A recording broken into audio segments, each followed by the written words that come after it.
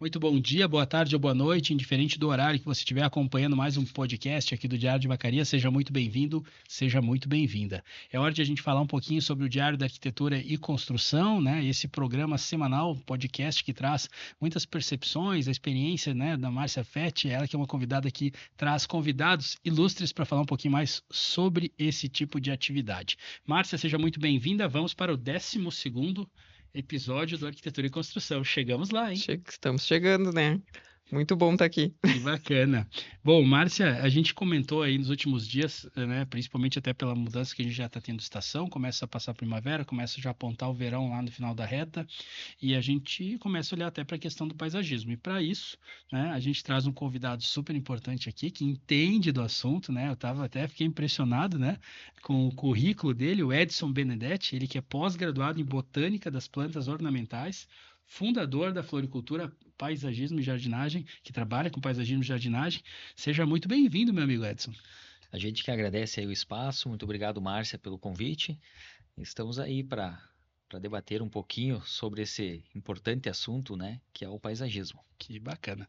Muito bem, uma das coisas que eu acho que a gente tem que falar quando a gente conecta ao paisagismo, principalmente pela perspectiva da arquitetura, é essa conexão, como a arquitetura e o paisagismo podem se complementar para criar espaços mais harmônicos e sustentáveis, Márcia. Como que a gente vê isso?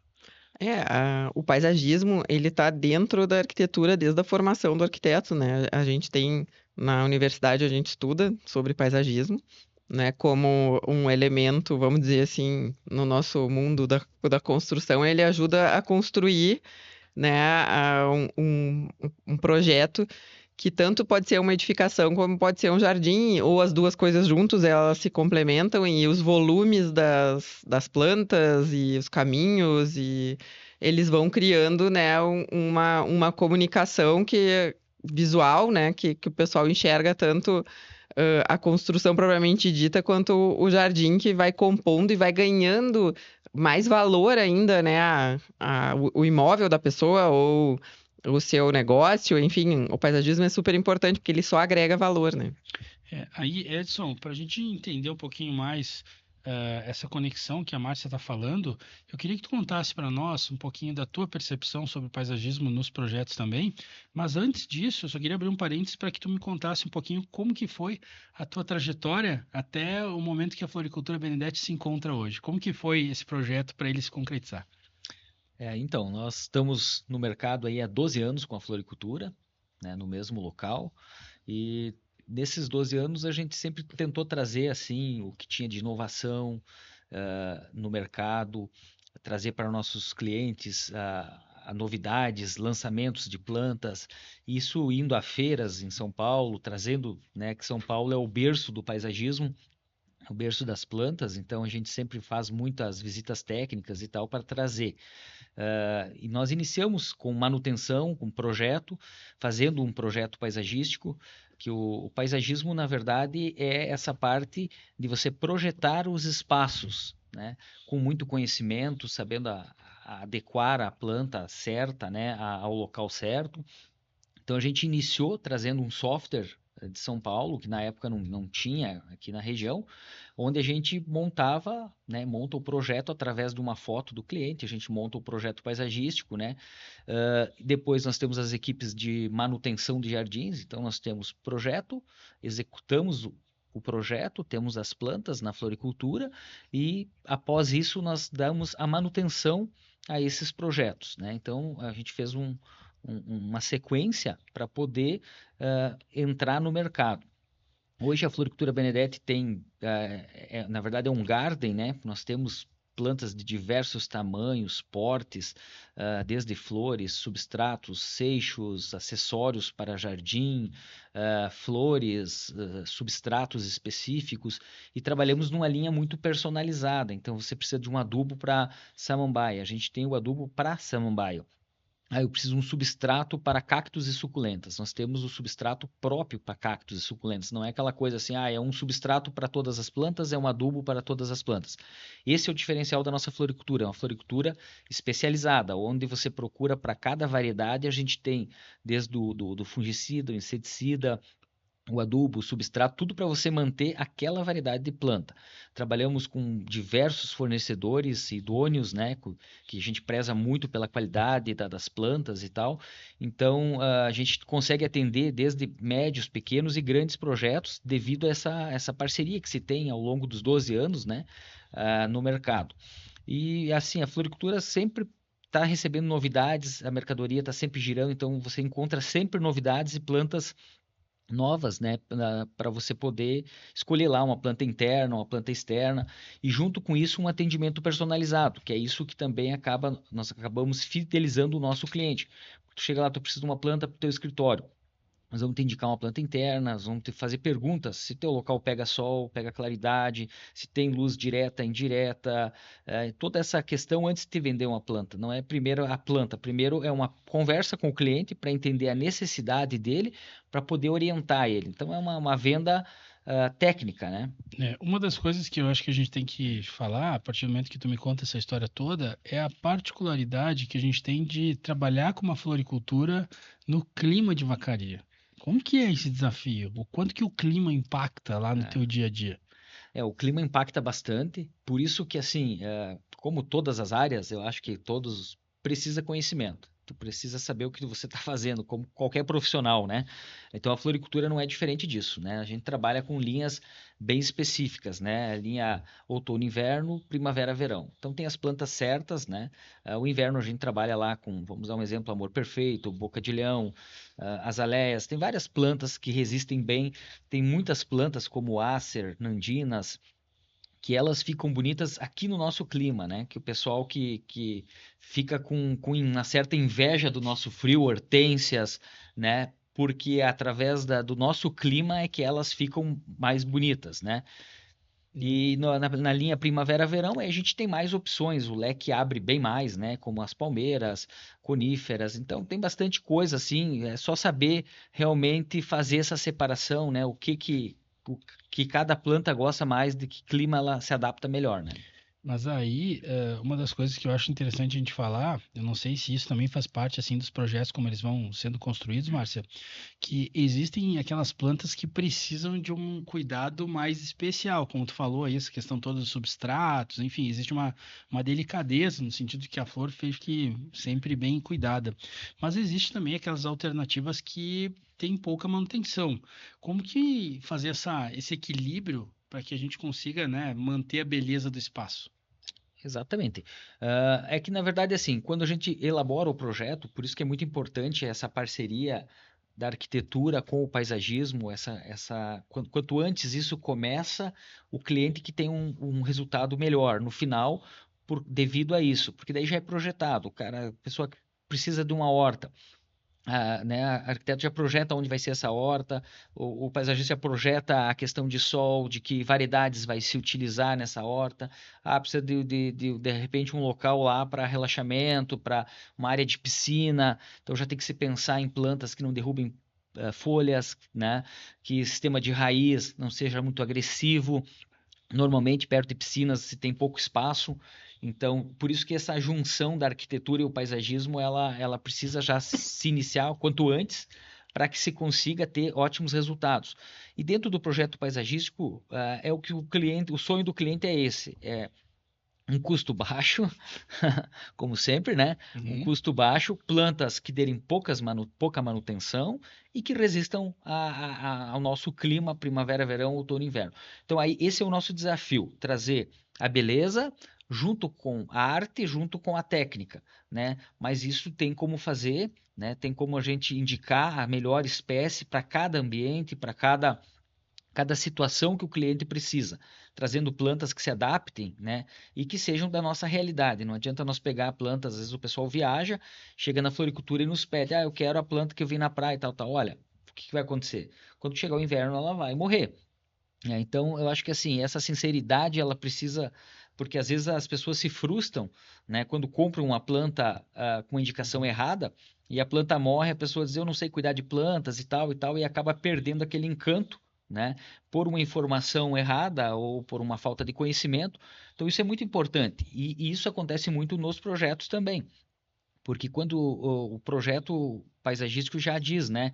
É um estudo que é feito sobre a residência, as necessidades do cliente, se ele tem pet, se ele não tem pet, se tem crianças, nós temos plantas tóxicas, temos plantas com espinhos. Então, é feito todo um levantamento técnico, né, onde a gente vai fortalecer a arte, porque precisamos da beleza, precisamos encantar pelo verde das plantas, pelo porte das plantas, mas nós temos que se preocupar com quem vai habitar aquele espaço, que é os moradores. Então, a gente tem que ver a necessidade dele, né? Porque nós temos plantas que, com o xixi do cachorro, por exemplo, ela acaba secando toda a planta e morrendo. Né? Por exemplo, dar um exemplo aqui que é bem conhecido de todos, aqueles buchinhos, né, verdinho, parece uma bolinha. Ali pegou a urina do cachorro, ele seca. Às vezes ele seca a metade dele, que é só onde pegou a urina. Então, se a pessoa já tem mais pets soltos nessa área a gente não indica já colocar esses bichinhos. Entre outras dicas, né, que isso aí faz a diferença quando a gente elabora, né, e senta com o cliente e conversa. Por isso que eu digo assim, é tudo uma questão assim de muita conversa e de usar a parte técnica com o conhecimento técnico e aproveitar da beleza, né, que as plantas trazem, a pureza. Eu estava pensando realmente, quando estava comentando sobre a questão de fazer o alinhamento com a arquitetura, eu tive a experiência de ser síndico lá no apartamento que a gente tem em São Paulo, e nessa minha vivência como síndico, tinha uma área muito grande do pátio ali, né? Só que embaixo dessa área do pátio eram as garagens do prédio. E tinham canteiros que foram construídos lá lindamente lá, mas só que eles não foram pensados para ter algum tipo de drenagem. Então aquela água toda ela descia toda para a garagem. E aí, pô, era um problemão, porque acabava passando a água para o prédio para o lado. E aí a gente começa a entender como que isso aí é o que vai ser colocado dentro dos canteiros. Tem que ter uma concepção lá do início do projeto, porque depois, né, inclusive nesse momento o síndico que está lá, está fazendo toda a obra de fazer remoção da terra, fazer toda a parte de impermeabilização, porque a solução que a gente encontrou naquela época não resolveu a totalidade do problema, né? Como que fica essa questão de decidir nessa primeira etapa o que está chegando lá na hora do paisagismo?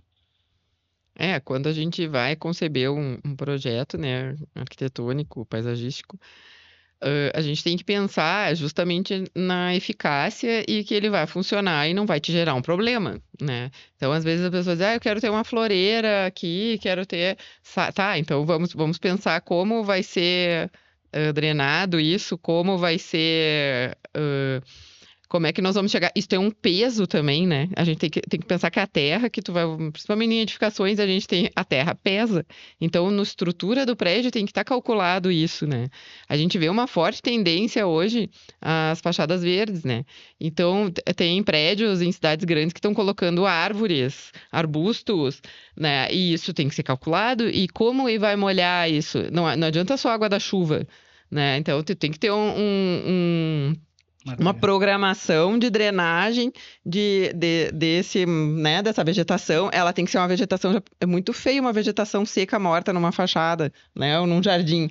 Então, tem que ser pensado e estudado junto. Por isso que a gente sempre fala, né, dentro da arquitetura, na área da construção civil, a gente nunca trabalha sozinho, a gente trabalha em equipe. Por isso até que a gente sempre convida, né, profissionais de todas as áreas aqui, porque a gente se complementa, a gente, né, conversa e troca informações. E é a parte construtiva com o paisagismo, com a iluminação, que é super importante, a gente já falou aqui, né, para ter um resultado que permaneça o maior tempo possível. Então, quando a gente vai pensar, eu quero um jardim, a gente já teve nessa conversa sobre árvores piscina, né, no projetos nossos.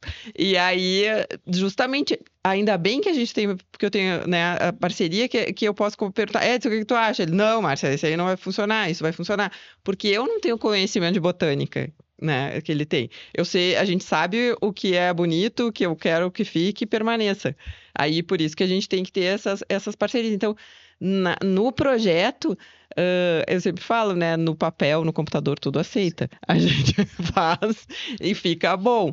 Mas a gente tem que também mostrar para o nosso cliente, não, vai ficar bom sempre, não é só no computador, né? Só no papel. Edson, um ponto que a gente pode falar também é a questão de projetos que não consideram o fator botânico desde o início. Quais são os tipos de desafios que, por exemplo, lá na hora que vocês assumem a manutenção de um prédio, de uma casa, vocês acabam encontrando e fazer assim, poxa, isso não foi pensado para ter a manutenção. O que acaba acontecendo mais nas obras assim? O que a gente vê, assim, bastante, existe bastante esses problemas, né? Que às vezes o que acontece nós temos árvores de médio e grande porte, né?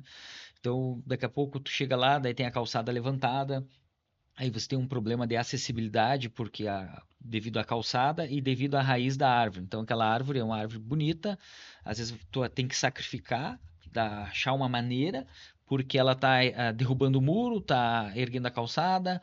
Então, acontece muito isso. Às vezes o que acontece por exemplo, trepadeiras. As trepadeiras já estão entrando pelas calhas, já estão entrando na tubulação, sabe? Então, era um local que não poderia jamais ter plantado uma trepadeira daquela espécie. Poderia ter utilizado outra espécie de trepadeira que não ia ter esse problema, né? Então, a gente vê muitos detalhes assim, o erro assim, plantas internas plantadas no jardim. Aí a pessoa ganhou uma orquídea, um negócio lá, planta lá no meio do jardim, aí além da questão estética, que ela não tem nada a ver com aquele contexto de jardim, né? Então isso acontece bastante.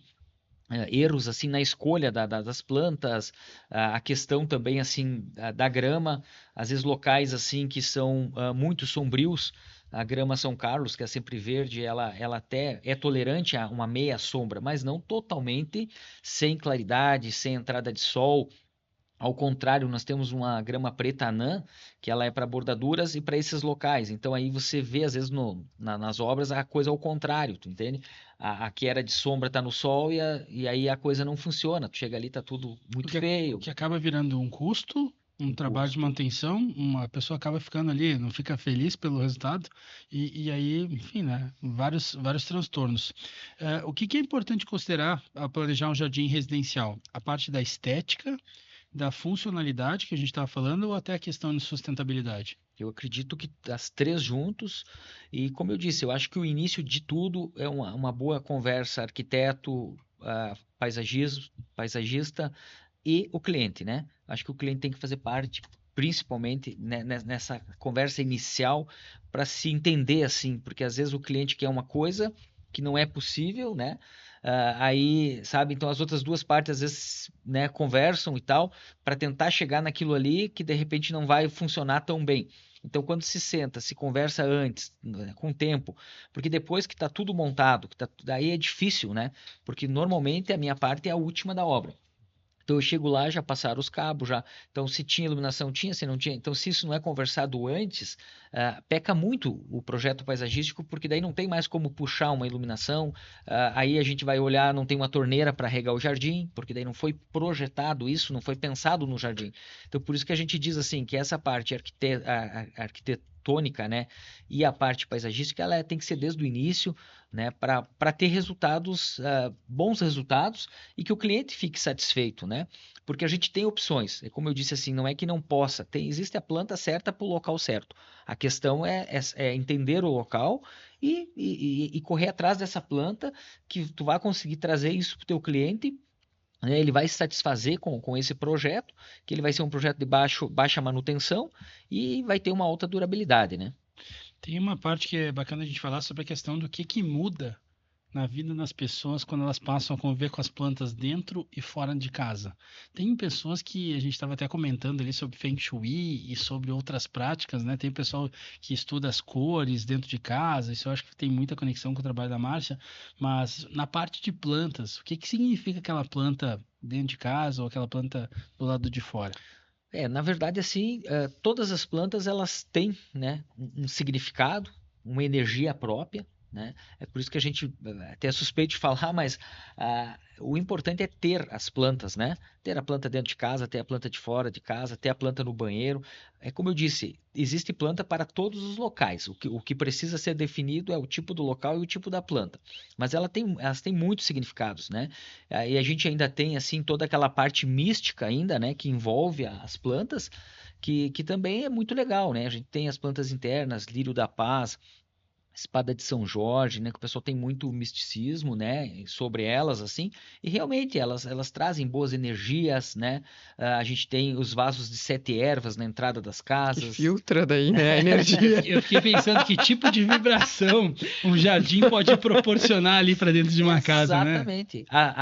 Isso sem nós falarmos, assim, da questão de fragrâncias, né, aí você tem lá um jasmim dos poetas, além dele ficar lindo, florido, ele larga aquele perfume maravilhoso, né? Então por isso que eu digo assim, o jardim ele não é só apenas amontoados de plantas, né?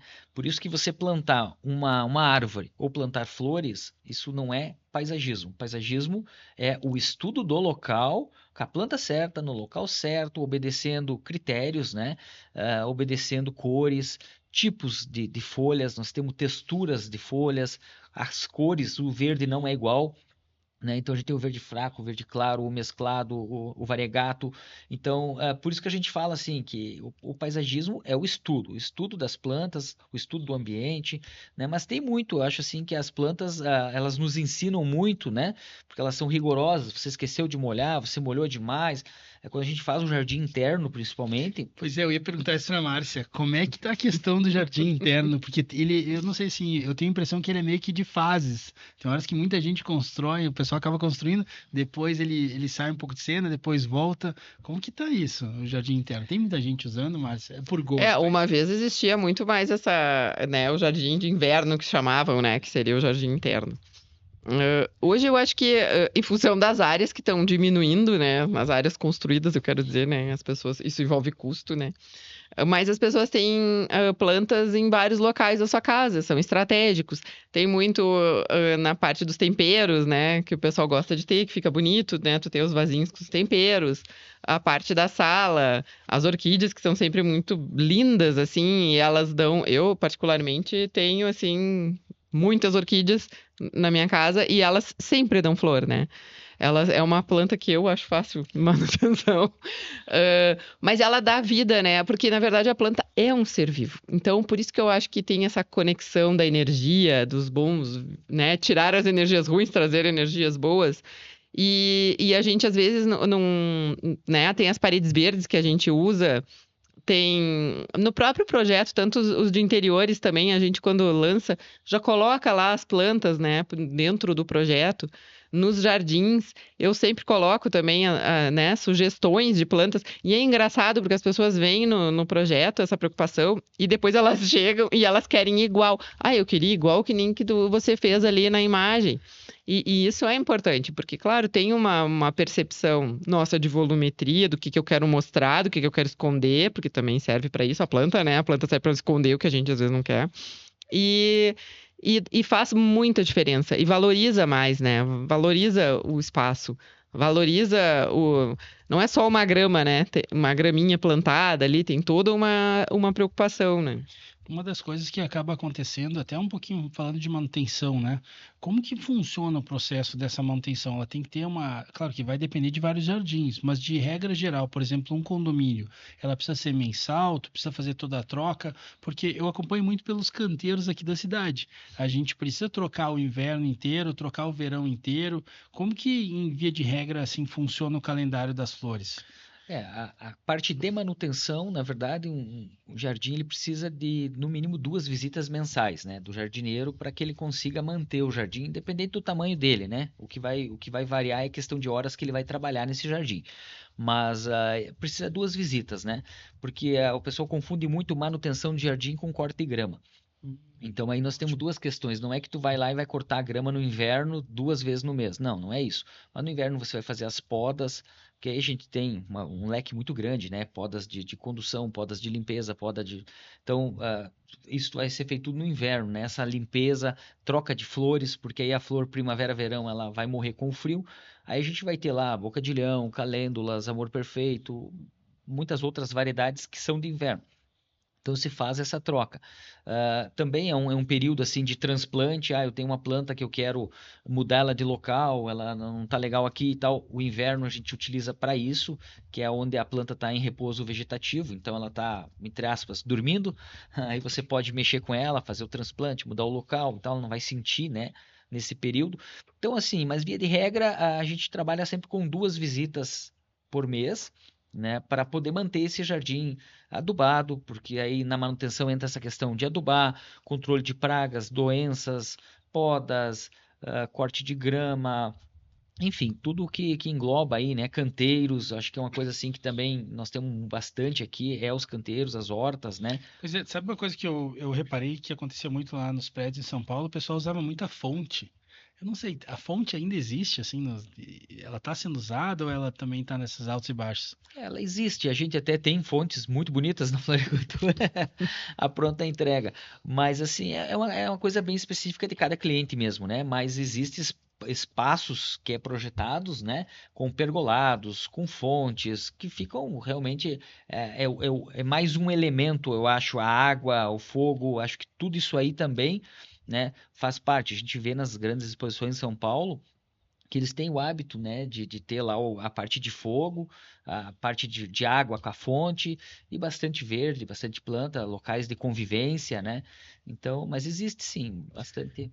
É possível ter um jardim que tenham flores que, assim, para todos os orçamentos? É possível sim, eu acho que, na verdade, assim, como eu disse, assim, a questão é o estudo, né, e a gente se adequar à realidade de investimento que cada pessoa quer ou pode fazer, né, mas eu imagino que sim, até porque a flor em si, ela não é um custo tão elevado. Às vezes o que eleva mais o projeto são as plantas mais permanentes, que, claro, são plantas que também Uhum. aí tem uma questão, ela vai te durar, né? Ela é permanente. Então é a questão desse investimento que a gente tem que esclarecer para as pessoas, porque às vezes tu está investindo e planta é tamanho. Então, como a gente começa com uma planta de R$ 20, essa mesma planta ela pode chegar a R$ 2.000. Aí depende de tudo o que tu quer investir, quanto você tem para investir. Eu não quero, vou pôr uma intermediária. Tu vai gastar um teto ali. Ela vai chegar sim, né? É Uhum. só questão de tempo. Eu quero imediatamente meu jardim que ele fique, né, com o visual de um jardim antigo. Tu vai gastar bem mais, É ótimo né? ponto. Mas você pode adequar isso aí à tua realidade e ao teu gosto, o que tu quer investir naquele momento, né? Quanto tempo tu quer esperar, né, crescer? Pois Exato, é, Tem que isso. bacana a gente exato. chegar nesse ponto aí É, porque porque... eu me recordo assim que tinham, lá em São Paulo tem aquelas palmeiras, né, que ali Sim. na Chocrizaidan, do lado do Shopping Morumbi, que eles fizeram um trecho, né, do lado do shopping, mas eles precisavam fazer a divisão das pistas e eles fizeram tudo com palmeiras, assim, extremamente antigas. Eu achei aquilo incrível, como que eles conseguiram aquelas antigas. E daí uma pessoa, me recordo que conhecia um pouquinho da construção, lá estava me contando que o valor daquelas palmeiras naquele estágio era muito alto.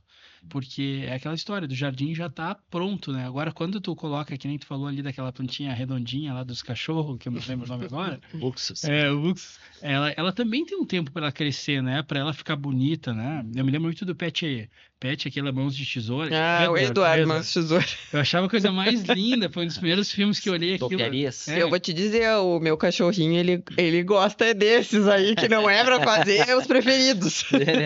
Eles me dão lucro. Teus colaboradores aí. Eles são amigos. Bom, Márcia, me ajuda com mais algum ponto importante para a gente aproveitar a visita do Edson aqui, para a gente falar sobre essa questão de não só do paisagismo, mas também da questão de jardinagem. Importante a gente ampliar isso, porque eu estava lembrando da irrigação, do jeito principalmente que agora a gente está chegando no verão, né? Mas eu me recordo da experiência que eu vivi fora, quando eu morava nos Estados Unidos, que lá morava em Utah. Lá era muito deserto, assim. Então as gramas, elas eram de tipo 3 centímetros.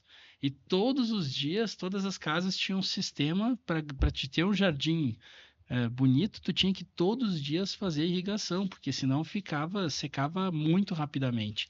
A gente não tem esse problema aqui, mas tem aquela questão do frio e do calor. É isso, mais ou menos? É isso, e assim, nós agora como o nosso calor também, ele na Torra. época de verão, ele é intenso, né? Uhum. Mas hoje já se tem os programas que você aciona pelo celular, você consegue, hoje tem tudo, né? Você consegue automatizar o teu jardim, tu pode acionar ele através de um programinha de celular, né? No aplicativo, você coloca ali, você liga, desliga, ele tem sensores, se choveu ele não aciona, né? Então hoje é possível você fazer toda essa parte de irrigação e assim, o que é o importante? A planta precisa receber a água, né? A forma, então esse é o cuidado, né? Que é o que a gente fala quando você trabalha com plantas. Precisa de cuidado, precisa regar, precisa adubar, precisa olhar se ela está doente, se é inseto, se é fungo. Então, assim, o jardim, a experiência com o jardim, para tu ter uma experiência bacana, você precisa ter um pouquinho de dedicação às plantas, ao teu jardim, ao teu entorno, né?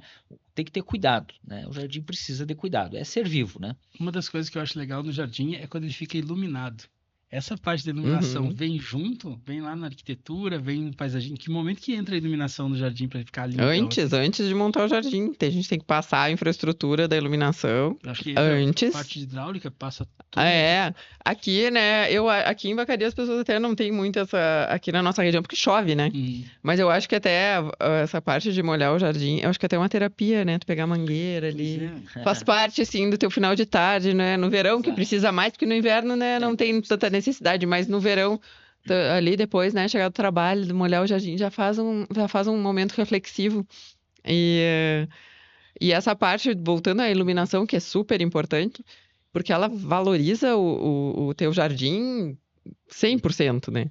Mas isso a gente tem que projetar antes, tem que executar, que nem o Ed falou, o jardim chega por último. A gente tem que estar com todo a infraestrutura montada, se tu for ter irrigação, se você vai ter iluminação, se você vai ter calçada, né? Essa semana nós tava num jardim que a gente tá fazendo juntos, a gente foi carregar pedra, literalmente, lá, carregar pedra enquanto eles preparavam para amanhã botar a grama.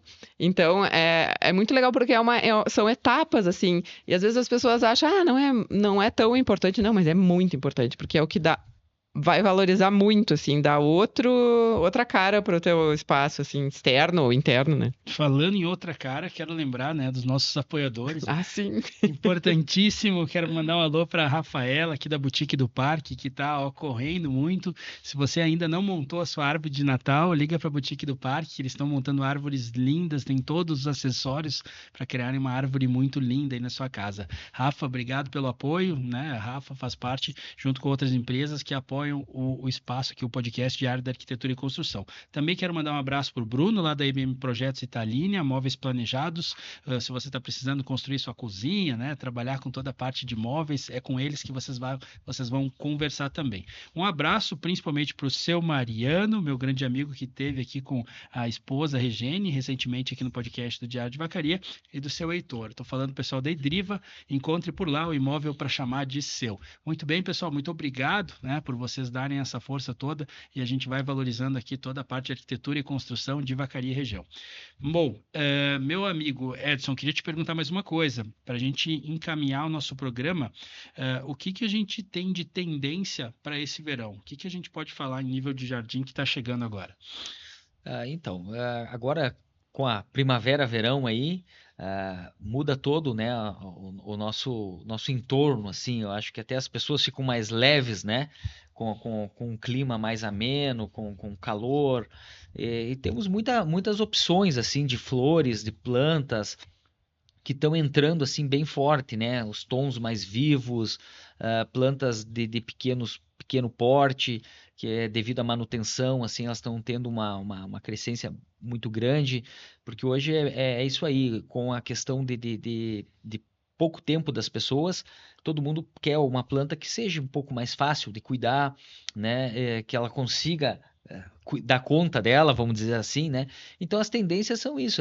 A primavera, verão normalmente são as floríferas, né? Nós temos aí como exemplo sálvia, tagetes, petúnias, dipladêneas, temos umas cores muito vibrantes, os mesclados, né? E a gente tem sempre as tradicionais flores, que às vezes as rosas entraram muito forte esse ano, tons mesclados de rosas, rosas trepadeiras, rosas arbustivas, então diversos, a mesma planta e diversas formas de você conduzir essa mesma planta, que a gente tem também calêndulas, que está vindo bem forte, então tem muita coisa assim nessa linha primavera-verão. Estamos lá com a floricultura recheada, com muitas plantas, realmente assim, o colorido lá está vibrante, a energia está lá em cima, e o pessoal está pronto lá para melhor atender o pessoal aí. Que bacana. Bom, Edson, obrigado por ter vindo até o podcast aqui do Diário de Vacaria. E aí, Márcia, fechamos a decoração e paisagismo, né? Estamos agora nos preparando para as festas, né? E bem coloridas, né? Com muita flor, Vamos começar a muito temporada verde, né? piscina de Natal, vamos por aí. Vamos seguindo. Muito bem, pessoal. Mais uma vez, Edson, obrigado. Márcia, mais uma vez, obrigado pelo podcast. Pessoal de casa que acompanhou mais o podcast de Arquitetura e Construção, ficamos por aqui. Até a próxima, pessoal. Valeu!